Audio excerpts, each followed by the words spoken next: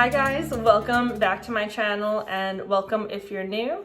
My name is Sarah, also known as LaughLoveLangella, and in today's video we are going to be doing a designer look for less DIY. There is this beautiful scallop tray on Umber Interior's website. It's this earthy brown color and it's the perfect piece for like matches or a wick trimmer to sit on top of like a book stack on your coffee table, on your entryway table. The possibilities are endless with a piece like that, and it works all year round. But the price tag is definitely high on it. I saw a version on Amazon that I really liked. It was a travertine one that had this like stepping in detailing that I really liked, but that one was still $90. So we are going to be doing this DIY for less than $30, and I'm going to be making two different trays today. One is going to be a darker toned and one will be the lighter one like the Amazon travertine.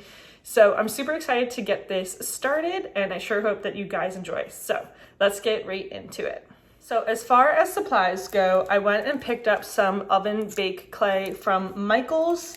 I actually have a bunch of different colors. So because we're gonna be doing the darker and the lighter one, but both are going to be tonally variations of like a brown beige. So I did grab some black. I grabbed hazelnut.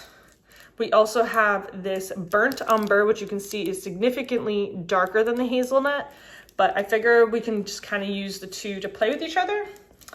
And then there's also translucent, but there were two different versions of translucent, so you can see the pigments are very different. So I did end up grabbing quite a few. I have 7 total, so between both of the trays I'll be able to make them a decent size. Then we also got this clay toolkit. This was I think $5, and then this gloss glaze to finish it off when it's ready.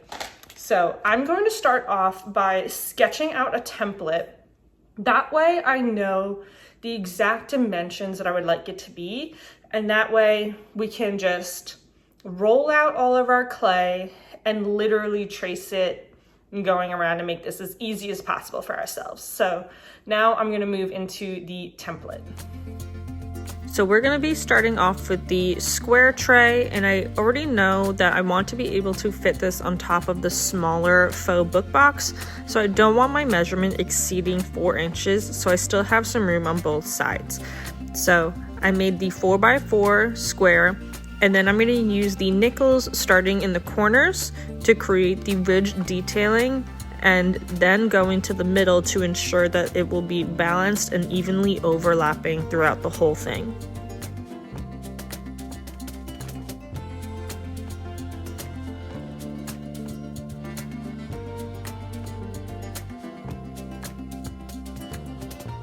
So I have all of my clays here. I have both of the templates done, so I'm going to be doing a round one as well as the square.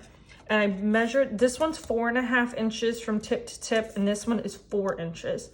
I'm not expecting them to be perfect because obviously when you like go to cut in around, like there might be a little more playroom with it, but it at least gives me a good template for what the rounds are going to be. And I used a nickel to do these ones. So now we are going to open up the clays to get going.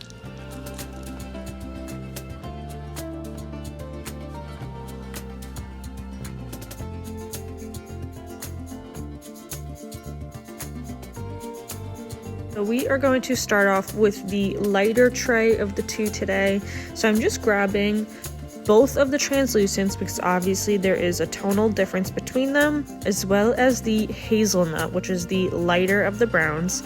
And I'm taking off some smaller sections and rolling them out into thinner sheets. This absolutely made it so much easier to work with. This clay is not like Play-Doh. It is not nearly as flexible and pliable. So it's going to be much easier to work with having it be thinner. Here you can see it is beginning to take that marbling effect. It definitely was the easiest to work with having the thinner sheets. And then from there I went through and just broke them up into smaller sections and layered it on top of each other to create that marble effect. Okay, so now we have this perfectly folded out. You can see I worked this for probably 20 minutes and I'm not even lying. But I wanted to give it that more organic flowing. I didn't want it to look so structured, but I made sure that it fits to size here. And now we can go in with the knife and we are just going to literally trace around the whole thing. The technique that I found works best for this is cutting out the corners first and then going back in and trimming off smaller sections of your edging rather than dragging your blade. When you are dragging it, you're actually altering what the thickness is, and you don't want to be doing that throughout your whole piece. Now on this first one, I traced what I wanted that step-in line to be and actually cut it. I later found out that this is just not going to work the best, and I actually did something different that I will show in the second one. And here is the first tray that is all done. I haven't baked it just yet. So in order to do this like inset, I took the rounded edge of one of these tools and literally just went like this back and forth across the whole thing. And then I took my finger and just pressed it down. But I love how this has like a really nice natural flow of like all the coloring and everything. And I did my best to round out the edges. It's not perfect, but I mean, this is clay. So I'm happy with how this one turned out. So we're gonna move on to the next one. So now we're going to move on to the darker of the two trays, and I'm going to be using the black and burnt umber.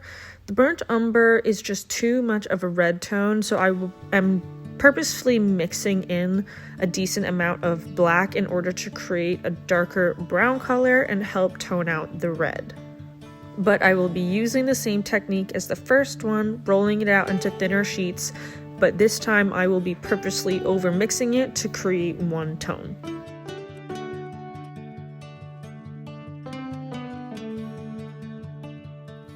Okay, so now I'm finally done rolling this one out. This one definitely has a lot less variation. I had a harder time not mixing it too much, but ensuring that the color was good.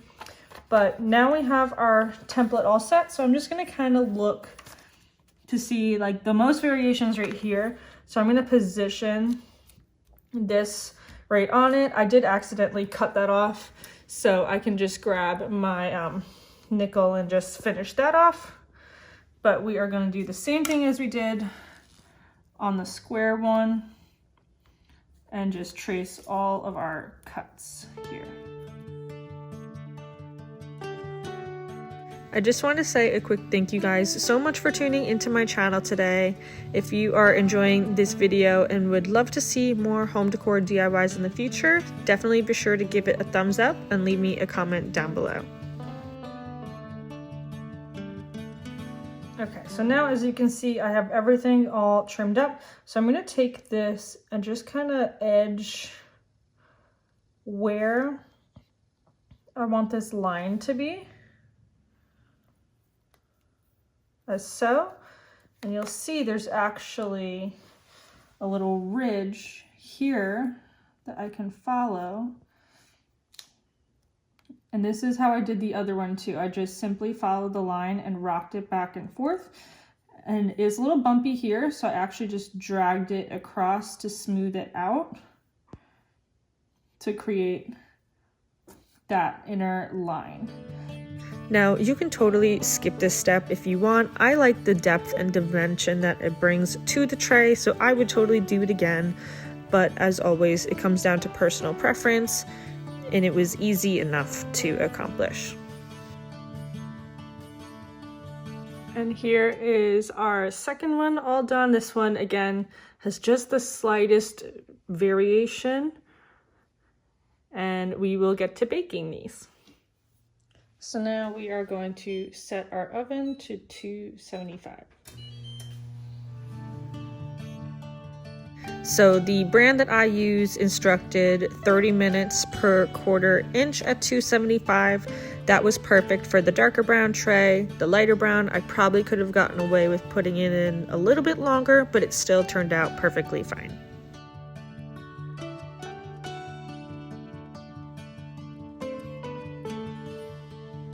So now these are out of the oven and we're going to let them cool off before applying the glaze. So now these are both fully cooled off and we are going to grab the gloss glaze and paint it on. When it comes to applying the gloss glaze, less is definitely more with it. You can reapply a second coat within 30 minutes of your first coat, so if you feel like you didn't get ample coverage, you could go back in, but you definitely don't need a ton of it because you don't want it clumping up in the corners of your piece.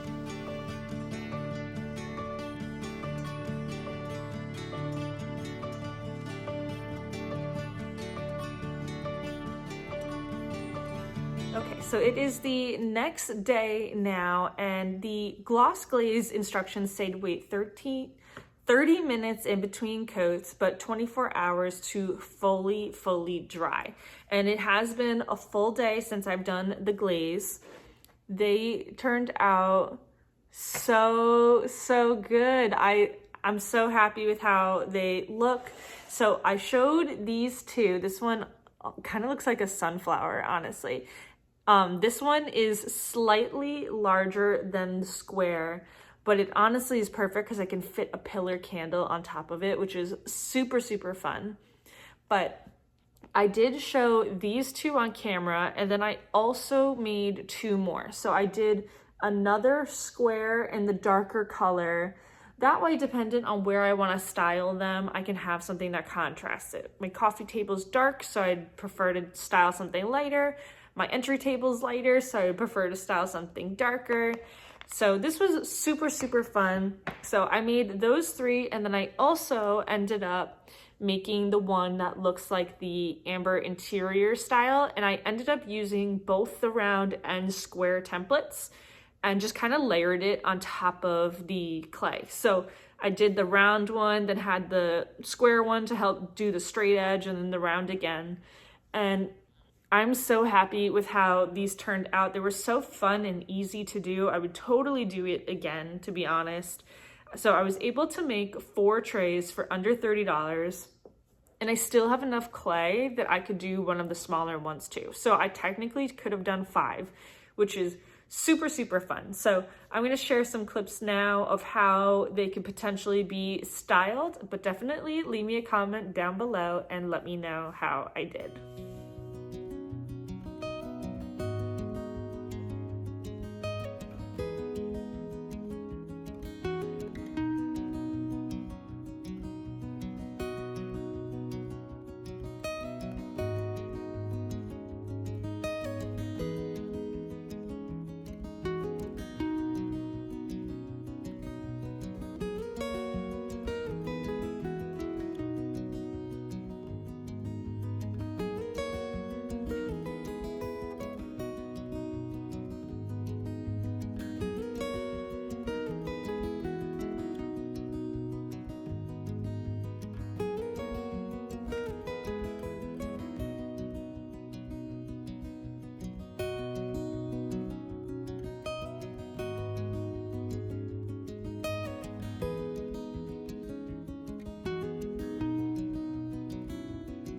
So that is going to wrap up today's video, friends. Thank you guys so much for hanging out with me here today. I sure hope that you enjoyed this DIY video. If you missed recently, I also shared a lavender topiary DIY with a faux terracotta pot, so you can go check that out as well. As always, thank you guys so much for hanging out with me, and I will see you in my next video. Bye.